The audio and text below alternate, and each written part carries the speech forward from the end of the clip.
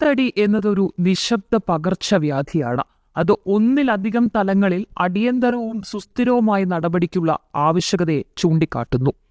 2050 ആകുമ്പോഴേക്കും China, India, US എന്നീ രാജ്യങ്ങൾ ആരോഗ്യപരമായും സാമ്പത്തികപരമായും നിരവധി വെല്ലുവിളികൾ നേരിടേണ്ടി വരും.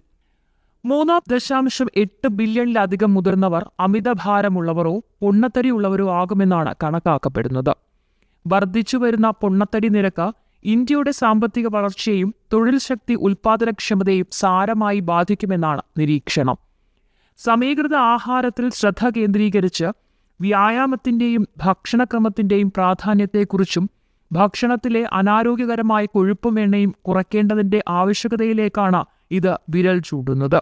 ഇന്ത്യയിലെ പൊതുജനാരോഗ്യ സംവിധാനം ശക്തിപ്പെടുത്തുന്നതിനായി പ്രവർത്തിക്കുന്ന സംഘടനയായ foundation for people centric health systems പുറത്തിറക്കിയ ഒബീസിറ്റി കെയർ ഇൻ ഇന്ത്യ എന്ന റിപ്പോർട്ടിൽ പറയുന്നത്, പൊണ്ണത്തടിയുടെ വ്യാപനം വർദ്ധിച്ചു വരുന്നുണ്ടെങ്കിലും പൊണ്ണത്തടി തടയുന്നതിനും നിയന്ത്രിക്കുന്നതിനും ഇന്ത്യയുടെ ആരോഗ്യ സംവിധാനത്തിന് ഒരു ഘടനാപരമായ സമീപനമില്ല എന്നാണ്.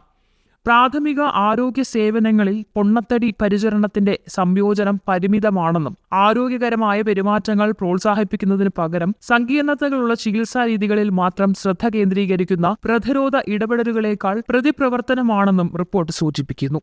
ടൈപ്പ് 2 പ്രമേഹം, ഹൃദ്രോഗം, രക്തസമ്മർദ്ദം, ഫാറ്റി ലിവർ തുടങ്ങി നിരവധി ആരോഗ്യ പ്രശ്നങ്ങൾ ഉണ്ടാകാനുള്ള സാധ്യത പൊണ്ണത്തടിയുള്ളവർക്ക് കൂടുതലാണ്. അമിതഭാരം കാലക്രമേണ നിങ്ങളുടെ എല്ലുകളെയും ബുദ്ധിമുട്ടിക്കും.